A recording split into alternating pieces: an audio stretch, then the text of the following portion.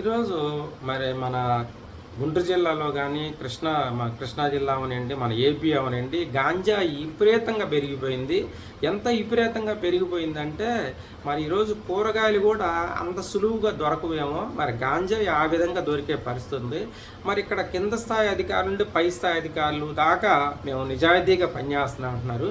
అయితే నాకు ఈ మధ్య నన్ను 100 days మంగళగిరి పోలీసు వారు నిజాయితీగా పనిచేసి ఉంచడం జరిగింది. సరే, అదంతా తర్వాత మాట్లాడుకుందాం. అయితే ఈ గాంజా విషయానికి వస్తే నేను ఆ సబ్లో ఉన్నప్పుడు 100 days ఉంచారు వీళ్ళు. ఈ 100 daysలో నాకు కొన్ని వందల మంది మాట్లాడటం జరిగింది మరి పోలీసుల గురించి. అక్కడ ఏం జరిగింది, వీళ్ళని ఎలా అరెస్ట్ చేస్తారు, ఎవరిని పట్టుకుంటారు, అసలు ఇందులో ఎవరెవరు ఉంటారు, అసలు అమ్మేవాళ్ళు ఉంటారు, అమ్మేవాళ్ళని వేస్తున్నారా, లేకపోతే తాగిన వాళ్ళని వేస్తున్నారా, లేకపోతే పండించే వాళ్ళని వేస్తున్నారా అనే రకాలు చాలా విషయాలు నాకు వాళ్ళ దగ్గర నుంచి వచ్చినాయి. దానికి సంబంధించిన పూర్తి వీడియో లింక్ చేసి ఉంది. ఈ వీడియో నచ్చితే లైక్ చేయండి, షేర్ చేయండి. సబ్స్క్రైబ్. Thank you. మీకు మరొకటి.